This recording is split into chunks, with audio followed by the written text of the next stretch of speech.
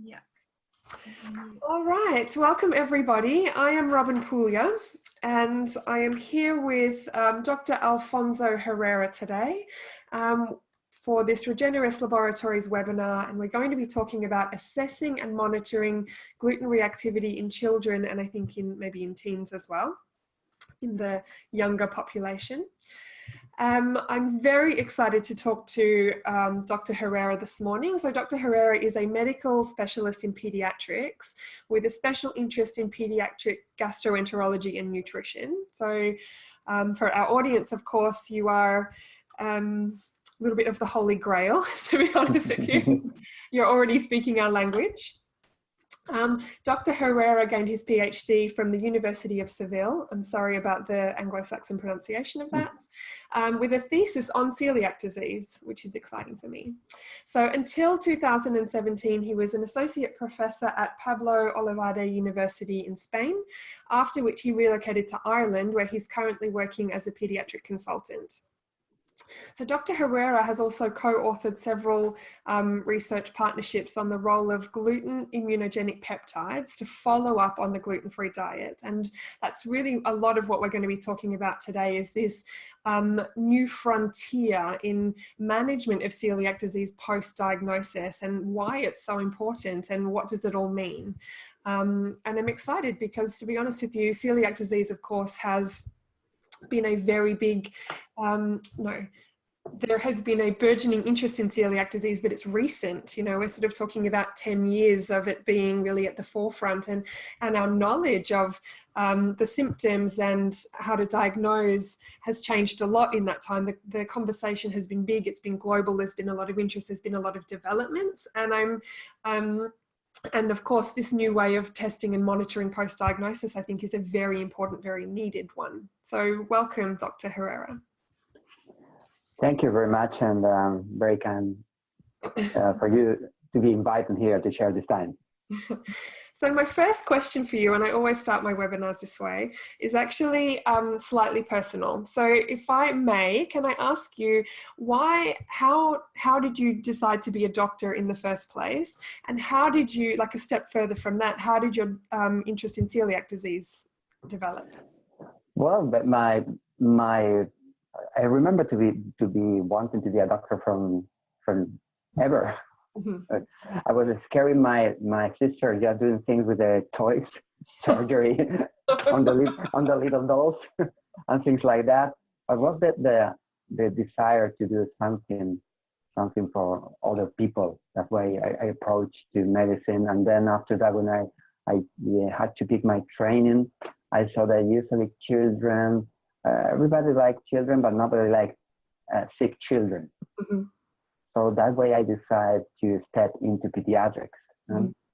And after doing that, by accident, I went into gastroenterology because it combines the medical knowledge with some techniques. Mm-hmm. And it was my starting point on celiac. Celiac disease has been forever for pediatricians a model to study a disease, but I realized that, well, when we are supposed to be knowing everything about celiac disease, was not so true. Mm-hmm. And there's a lot of questions, and anytime we open a door, we find 2 other doors after that. Yeah, it's true. Every time we learn something new, that leads us to having quite a lot more questions. Exactly. Yeah. So I have celiac disease. I was diagnosed 18 years ago. But I was symptomatic for 19 years before my diagnosis, because I don't actually meet any of the classic criteria for symptomology. I only exhibit non-GI symptoms of celiac disease. So it took me a long time to get a diagnosis. That's my personal story. So could you start, if my first round of questioning could be, could you talk about the classic symptoms of celiac disease and the extra intestinal symptoms, and what do you actually see in your practice? What are the percentages? I've heard it said that for every 1 person with classic symptoms, there are actually 7 that have the non-GI presentation. Do you think that's true? Mm-hmm. That are the data we have. With the classic celiac disease, the picture will be a child going to the doctor because of long-term diarrhea. It will be a very malnourished child, skinny, and with a prominent tummy. We don't see that anymore. It's quite rare. So the classic celiac disease is something that you see these days. Probably 80% of your colleagues are so rare. So we have moved from a child with diarrhea to probably a child with constipation, a young child who's not gaining weight or is smaller than the other mates in the class, a young teenager perhaps with an anemia that nobody can explain, or a young lady failing to get pregnant. So the picture now is completely different. And in the other part of the spectrum, we also have elder people with a neurological or psychiatric signs that do not fit in the history. So from the gastroenterology field, we have moved to a wider field with celiac disease can be represented with almost any kind of symptom. So many times when you just get a referral, you say, how the doctor thought about that? Because you have to be having that in your mental list to think now in celiac. So I said to the junior doctor, forget the diarrhea, can be anything, any persistent symptom, check for that. Yeah, I mean, celiac disease has classically been thought of as a disease of the guts, but I personally think of celiac disease as it's a systemic disease that has a diagnostic criteria that includes specific damage to the gut, but it can affect every tissue in the body. Is that right? Exactly. So you can get from real cases I have, you can get a referral for the dentist because a child was having enamel issues that they were not able to explain. From psychology, because a child started to have behavioral issues in the class without any real explanation, or from neurology, because a child got ataxia. Ataxia is when you cannot walk properly. Your balance is affected. Your gait is not okay, and they may not have diarrhea or never have diarrhea before. Yeah. So when you train people to think that celiac disease is a systemic condition, not a GI tract condition, you get more people diagnosed. Which is such a it's such a blessing. It's such a needed expansion of thinking. So what, with the new knowledge about celiac disease and how it presents differently, I wanted to ask about the best diagnostic strategies. So for you specifically, do you diagnose if somebody doesn't necessarily have total villus atrophy? So if somebody has anti-gliadin antibodies and maybe tissue transglutaminase antibodies in their serology, but they just have a partial villus atrophy, or even increased lymphocytes in the epithelia, like where do you personally, how do you practice, and what do you think are the strategies for that? That's a very good point. Well, for years we have been looking, all the gastroenterology people looking for a single marker of celiac disease. Unfortunately, we cannot find a single test to do that. So it's the combination of the medical history, serology, the blood test that you do, the biopsy when it's indicated, and later the response to the diet would give you the final diagnosis.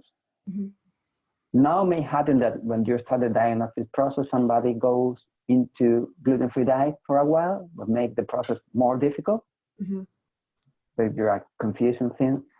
So what usually I do in my practice, and many other doctors, I get a history to find if there is any family relative with the same condition, what symptoms they present and how long the symptoms were there. Then we go for a blood test. It's a good starting point. Serology, we are using more transglutaminase. Transglutaminase is quite well related to inflammation at the beginning. We can talk later how that marker is not working so well when you have to monitor the diet. Sure. Then, depending on the values that you have, we had to practice second blood test to confirm the previous and get more antibodies. And then, depending on the condition, go or not go for a biopsy. If the levels of the markers in the blood are really high, we practice a genetic test that supports the celiac disease. Mm-hmm. We may not have the biopsy in play done, but not all the times you get that picture. May happen that the values of the antibodies are not so high, that the second marker is confusing, that the symptoms are not classic, and then we have to go for the biopsy. Mm-hmm. And that's a problem in many places. You are living in the south of Argentina, mm-hmm. You have to do 1,000 miles to get a biopsy done. Wow. In many countries in Europe, you are not going to get the biopsy easily. Wow. That's why this system of avoiding biopsy came to the mm-hmm. guidelines. Mm-hmm. There are many places in UK, in spite of the complaints of people, biopsy is quite accessible. It's a matter of time. That's another real thing in many countries in Europe. So mm-hmm. you need a different approach. So are there guidelines for diagnosing without endoscopy and biopsy? Yeah, the pediatric recommendation is that if the child presents quite clear symptoms of malabsorption, of the malnutrition, is having a HLA. HLA is a marker of biopsy. Mm-hmm. I actually explained to the family, it's sometimes difficult to understand, but what I say is HLA is like your arms. It's the arm that grabs the gluten. Mm. So imagine you have arms, you can break it. Mm. But if you don't have arms, you cannot break in the future, never, because you don't have arms. So if you have the HLA present, mm-hmm. you may be celiac, but not for sure you are going to be celiac. It's a condition that made it possible, as having an arm make it possible to break it. Mm. So this marker, the antibodies, the HLA, and the symptoms, they are clearly pointing to celiac. You can avoid a biopsy. Okay. I personally prefer to do that because it's a kind of confirmation, and in the long term, you are sure about what happened. But remember, you are in a place when the biopsy is not going to happen soon. You cannot have a child with symptoms, severe symptoms, deteriorating for a long time, waiting for a biopsy that may happen perhaps 6 months or 1 year later. Yeah. But it's a real situation in many places.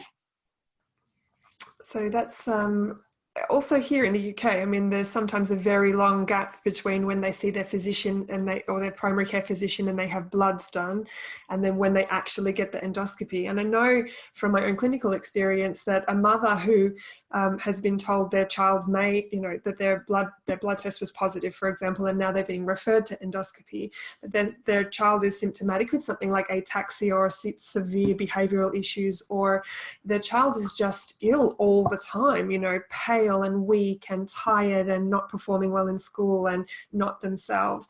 9 times out of 10, that mother's going to take that child off gluten then and not wait the 8 months until they get that. Exactly. And the problem is this is a long life, that's a permanent package you get, celiac. So unfortunately, I see children who got the diagnosis of celiac just because they got an isolated blood test. Mm-hmm. Not the genetics, the symptoms were not clear. Mm-hmm. They got a slightly high level of one of the markers, and they were started on gluten-free diet and told that they were celiac, and many of them were actually not clearly being celiac. Mm-hmm. So that's the problem when you're not following the whole guideline. Mm-hmm. So you cannot not take part of the guideline because it's convenient and forget the other part. Yeah, you can't cherry pick the guidelines. So, so symptomology and history, serology, and the HLA status. Exactly. The HLA status is something that creates a lot of confusion to many families when they're not familiar with that. Mm-hmm.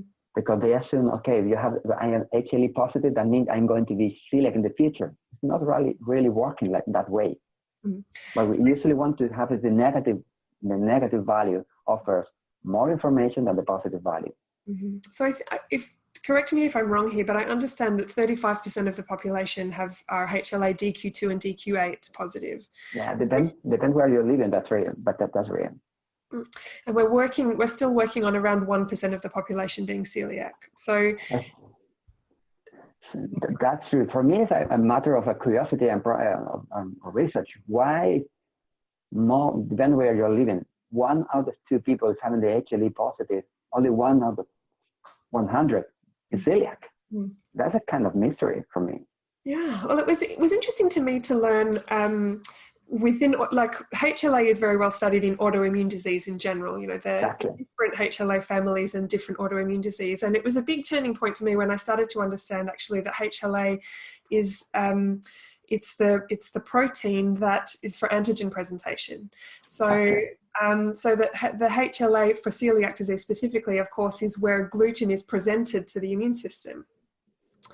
And I read a paper recently that said that they have now identified, and I think the number was 450 different gluten peptides that are capable of initiating the inflammatory response via the HLA. And I thought that was fascinating. It clearly shows how reactive this, you know, the different peptides within gluten are for the immune system. Exactly. And for me, it's also of interest, why not everybody get the wrong response and develop celiac disease? Mm. Another thing that we don't know yet, when and why celiac disease starts. Yes, because you can develop celiac disease age 45. You know, exactly. Having been told. Some people think when they arrive the first time, oh, I was born with this. Not really. It's something that there's a starting point. Mm. Yeah, well, I mean, autoimmunity is complex. You know, there are lots of different factors, I guess. But with celiac disease is very unique because, of course, the environmental trigger is, I mean, being gluten is very well established. Without gluten specifically as the trigger, you can have Epstein-Barr virus and stress and mercury and all of those other things that perturb the immune system. But without gluten, it's not going to be celiac disease. Exactly. Different in that regard. So do you routinely screen your patients with celiac for other, like in follow-up, do you screen them for other autoimmunities at diagnosis or over the years? Yes, we are quite vigilant of the thyroid function. It can be an effect on that, and about diabetes. Look for that. But what I see in my practice, so when I talk with my colleague, the endocrinologist, they have a higher rate of diabetic people where they discover that they are celiac than we have celiac patients who develop diabetes. That is not very common. Right. Both things are linked. Looks to be a protective effect in long term in the group who develop the celiac disease. When they start the diet, they look to be some way protected against developing the diabetes. Oh, that's fascinating. So the earlier you diagnose celiac disease, the less chance that person has of developing the second. Exactly. The number of diabetic people we find in our cohort of celiac patients is not really different from the normal population if they are doing properly the diet. It's not happening in the other side, in the chronology side, probably because they were celiac, they were not knowing that. Right. Because they were not presenting diarrhea or any classic symptoms. That I would say before, we don't see anymore many classic symptoms. So let me see if I've understood that properly. So if you diagnose celiac disease first, those people have the same incidence of type 1 diabetes as the general population. But for people who are diagnosed first with type 1 diabetes, a co-diagnosis of celiac disease is much higher. And you think celiac disease came first, but because they didn't present the classic symptoms, they've gone on to develop type 1 diabetes. They presented with those symptoms and the diagnoses have gone in reverse. Is that right? Yeah, that's the impression I have in the clinical setting. Fascinating. That's really interesting. And how do you manage patients who have a real discrepancy between serology and histology when they have had the endoscopy? Oh, that's a very good point, a very controversial thing. It's not very common. My thesis was about that precisely, to know okay, so I'm asking the right person. Because was kind of curiosity, okay, what will you do now that we have a discrepancy? So, usually what you do is follow the patient and repeat the test. Okay. Also, I try to involve the family in the decision. So it's been a long time where we were making all the decisions on behalf of the families, because we deal with families in the pediatric field. But I think family had to say what they want, what they are expecting. Mm-hmm. So when we have a discrepancy, I put that on the table. I explain the family the best I can. What's the situation and what we are going to do. That maybe we continue on the normal gluten diet and wait and see, or we remove the gluten and observe what happens. But I think when they are in a gray zone, the family has to be involved. Okay. I actually completely agree with you. So I'm now going to ask you a question. So when a child needs to be strictly gluten-free because they are celiac disease, and let's say, just for the sake of the conversation, that their celiac disease is presenting as ataxia or neurological symptoms or something that we might consider. I don't personally think that there are degrees of severity, but in a family where the only symptom of celiac disease might be eczema or dermatitis herpetiformis, something like skin related, versus where it's neurological, that might be seen as various different degrees of severity. So if a child is presenting with severe neurological symptoms related to celiac disease, do you think that child can safely live in a home where they need to be strictly gluten-free, where the family is not gluten-free? Do you think it's possible to avoid cross-contamination in a family environment? If I talk from my limited experience, but fortunately that kind of condition is very rare, I would say yes. Okay. In the few cases I had, families were really good doing that. Okay. And then we started, one of the first uses of the gluten determination in feces or urine were to monitor this kind of children, because the blood serology is not working so well on them. And they were really, really good. And also they were able, I remember a case, they were able to suspect a cross-contamination that happened outside outside home, because they observed increase in the symptoms. Okay, so post-diagnosis now, let's talk about follow-up. So can you explain why tissue transglutaminase is not actually that fantastic of a marker for follow-up post-diagnosis? And let's start talking about GIP as a marker and how that's evolved and how it's really transforming management of celiac disease post-diagnosis. Okay, TGG has been used, I used it for years as a marker of follow-up, probably because we were not having anything else. So our tools to follow celiac disease were interviews and the dietitian or the doctor asking the family, how well are you doing? But imagine that you are following a patient with diabetes and you are saying, how much sugar are you getting in your diet? And you were adding or moving the insulin high or lower, just asking how much sugar you take. That's not a good way of practice.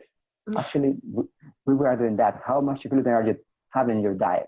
Because we were not having any other markers. We were just confident about the TTG to assess inflammation.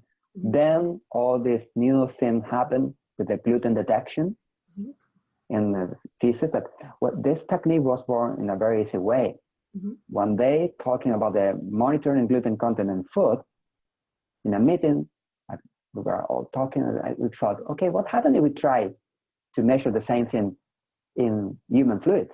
And they said, okay, may work or may not work. And that was the starting point of the technique. And it was a surprise to see that it was really well.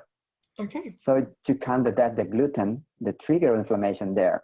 So when we ran a few trials, and we saw that people, and all data has been published, people with a long-term gluten-free diet, more than 2 years, were assessed about the TTG.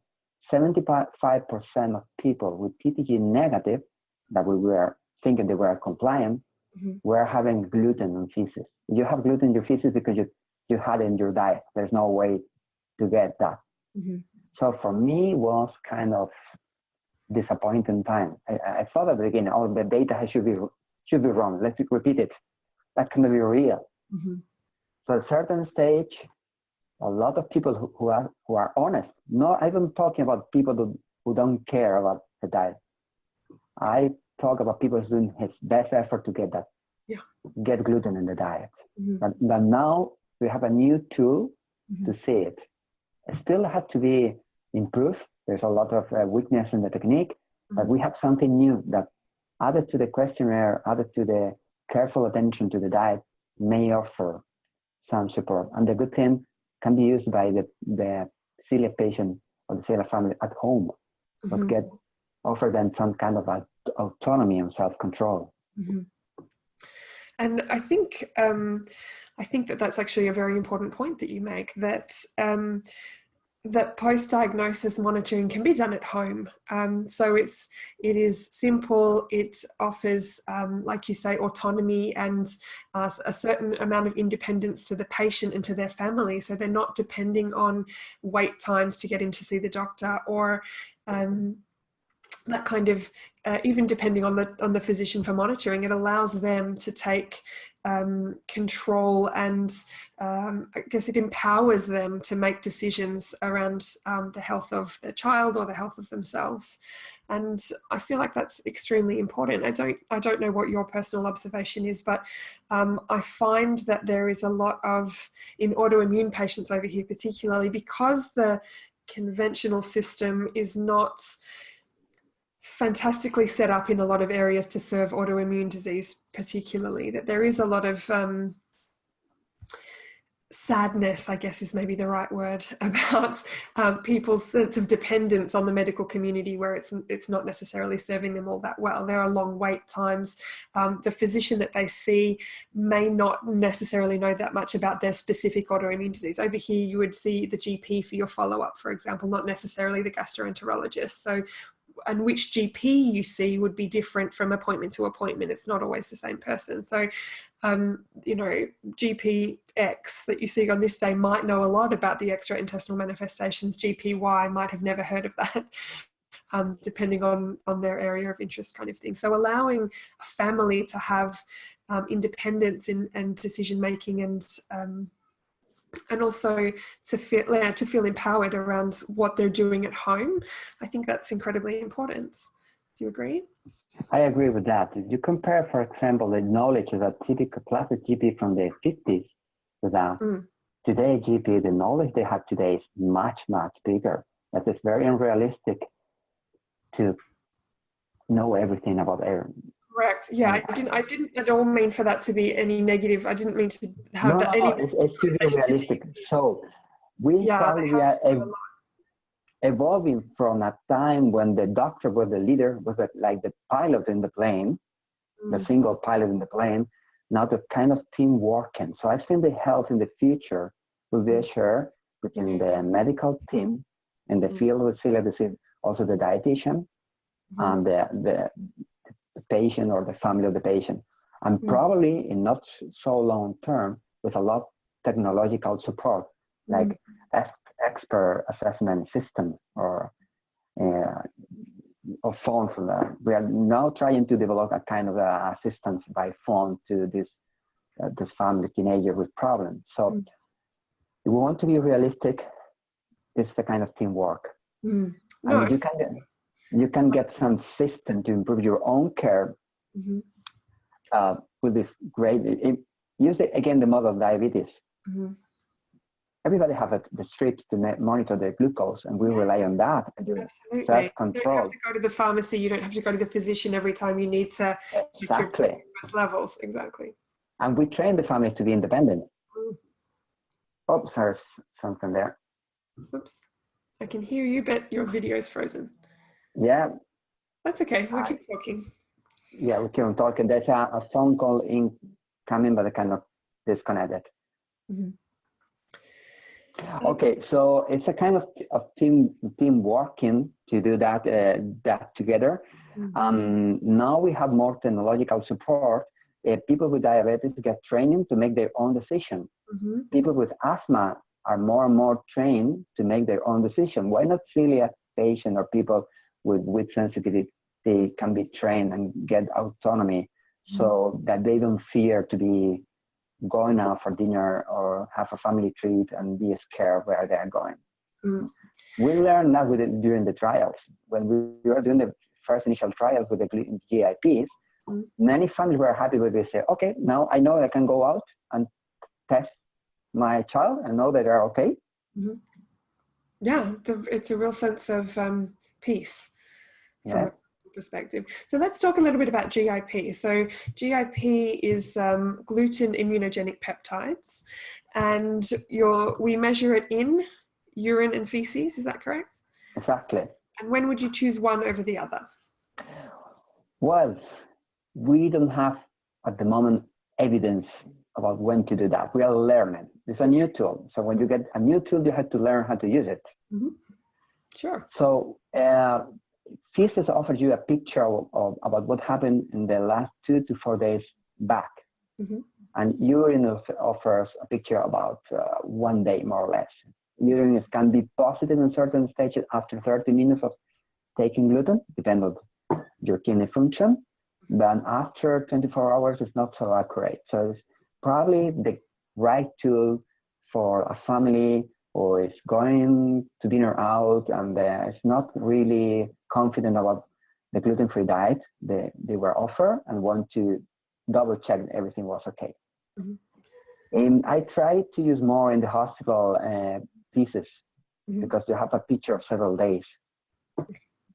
You know what happened for 3, 4, 5 days, and you can see if an accident happened. Because usually, who is not compliant tends to be constantly non-compliant.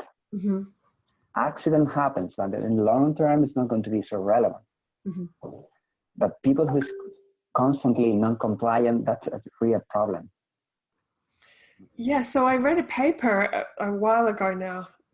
I mean, the paper was published a while ago now that said that even one small exposure to gluten per month increased, and it's a super strong statement, but increased your early risk of mortality, all-cause mortality, by 700%.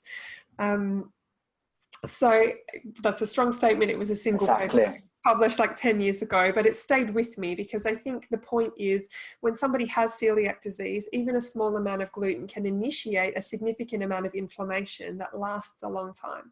So while that might not present with symptoms, so that person who is having a small amount of exposure might not be enough to tip them over into like TTG being positive or their full symptom pattern occurring, but it still has an impact on the immune system of that child and on the immune system of that child as an adult. So it is actually very, very important to show, I guess, that even a small amount on a regular basis is showing in the body that it's possible to see that in the stool, and how important it is to monitor for correct adherence to the gluten-free diet. Exactly. What I'm more concerned now is in the long term, for example, bone health. Mm. If you are getting gluten in a small amount, maybe that you are not having any symptoms, but your bones are going to be affected. You have been diagnosed when you are 3 years old. What's going to happen to you when you are 45? Yeah. It's something we have to prevent. So mortality is scary, but fortunately, the rate of mortality in celiac disease is not so high compared with other conditions.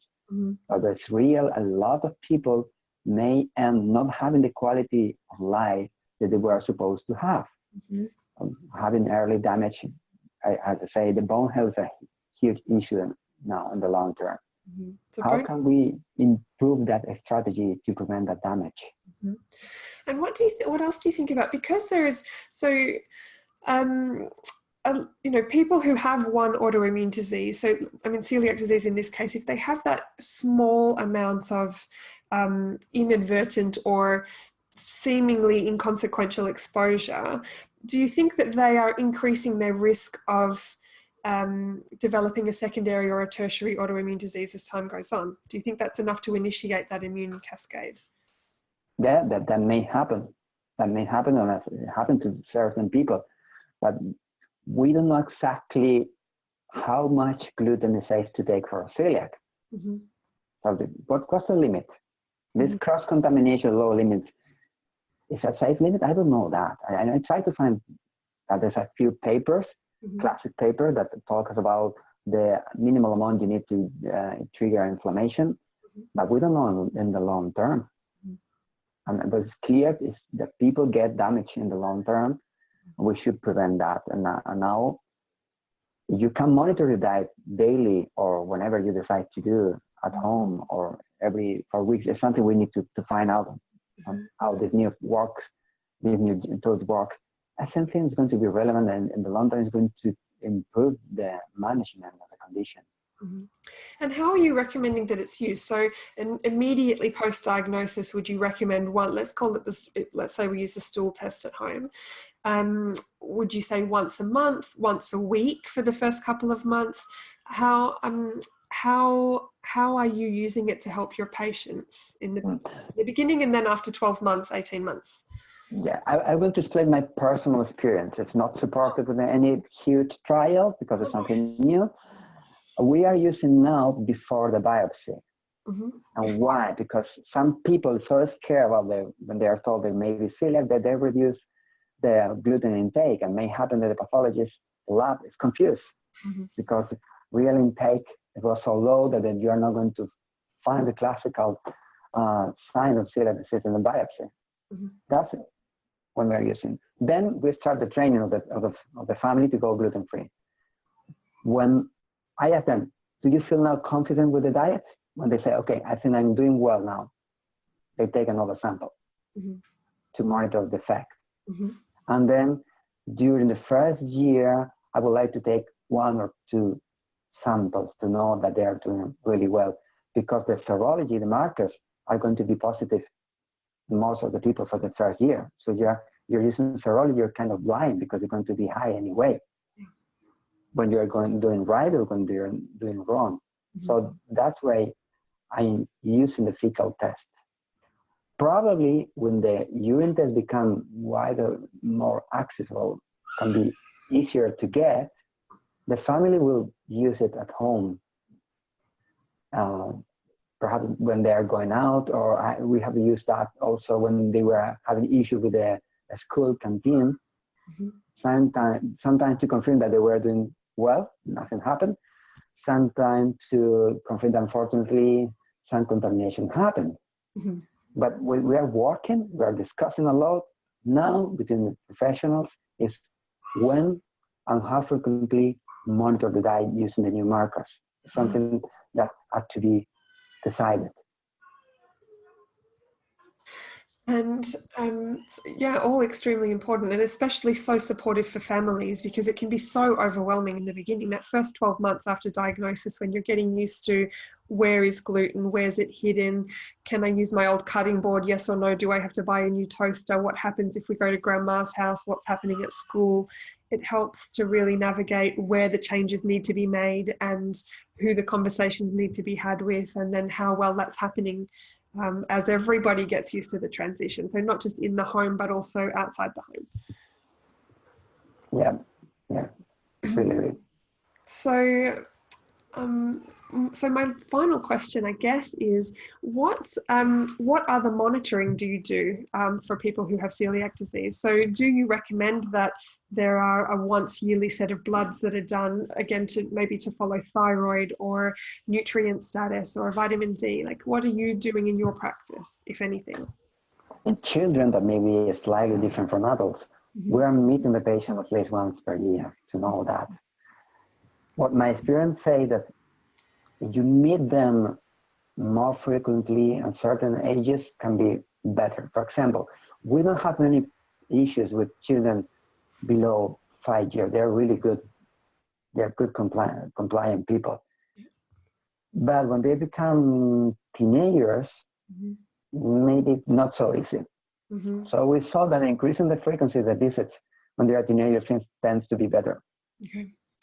But when a child is 7 years old, probably you see once per year, it's going to be fine and they're good compliant. And usually children are really good. So when we run the trial using the GIP to know how good or how bad they were doing with the compliance, we saw that the children were the best. Second were women, and it really was scary. It's 60% of the men, adult men, were having GIP in the diet. That's completely a horrible thing. So There's a huge difference between children and women and many of the men. We asked two other colleagues that looks to be the same pattern in other chronic conditions. Okay. For different reasons, they tend to be less compliant. So we are working now about trying to design or tailor the follow-up. Maybe needed a different pattern to follow a child 2 years old. That usually is going to be very good with compliance. From men 50 years old traveling because they work in different locations, that maybe needed a more frequent monitoring or use these tests for supervision more frequently. We don't have an answer right now. Okay. It's a very fascinating statistic / observation. And something that I actually hadn't particularly thought about. So should your monitoring and care be different for a gender? And I find that, or cohort who might be differently compliant. Exactly. But at the moment we're doing more or less in many settings, the same thing for everybody. Thinking about people that's doing well. Should we have a different approach to prevent more damage? But these non-compliant people, for sure, is going to show symptoms. Yeah. If not in 1 year, maybe in 5 or 10. And it's something that in theory we can prevent. And it's going to cause a lot to the health system. Yeah, that's true. That's very, very true. Okay, well, you've answered all of my questions today. Is there any final thought or pearls of wisdom that you'd like to leave us with? No pressure. Okay. No, perhaps that I really like it. I was very lucky to be involved in the development of the GIPs. And what was really good here is to develop a new technique close with the final user. Yeah. So we incorporate a lot of ideas. For example, this sample can be frozen. And why that came to us? Because many men say, it can be difficult to me to drop the sample in the lab. Yeah.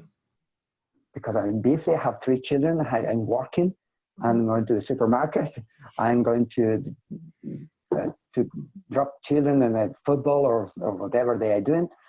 Maybe possible to develop this in a way they can do that on the weekends or something like that. And that's why the technique was tested to be ready to be frozen, for example, at the very beginning. Yeah. So the interaction between the medical field and the final users gives a different idea. Now we are working on developing a system of training teenagers and organize the follow-up. And the teenagers has been involved from the very beginning. We're asking them, what do you need? And also at the same time to the doctors, what do you need to follow your patient? We don't know what we're going to get, but it's a fascinating adventure because it's a completely different approach.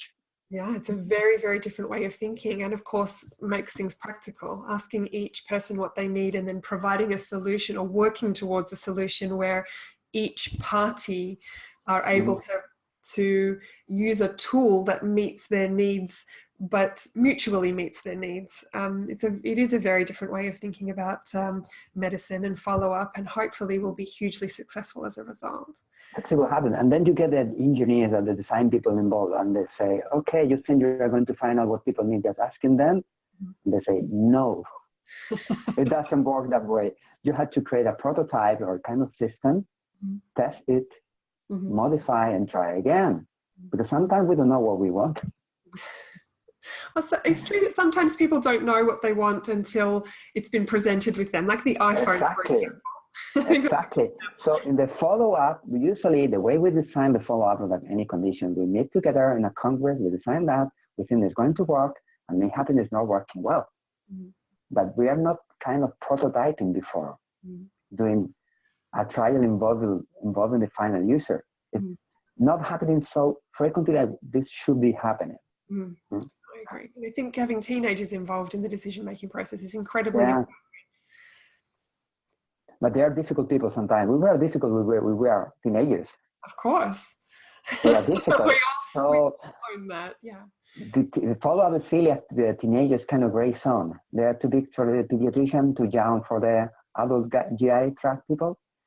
So that we focus on them because they have special needs. And we have to deal with it, and they are really good with technology. Mm-hmm. They like it. Yeah. So technology can be an extra tool to be involved in this process. Mm-hmm. So lots of exciting things to come in this space from the sound of things. So we've taken a big step forward and we're working on taking the next steps as well. So we will all be tuning in and watching what you're doing, Okay. Dr. Herrera.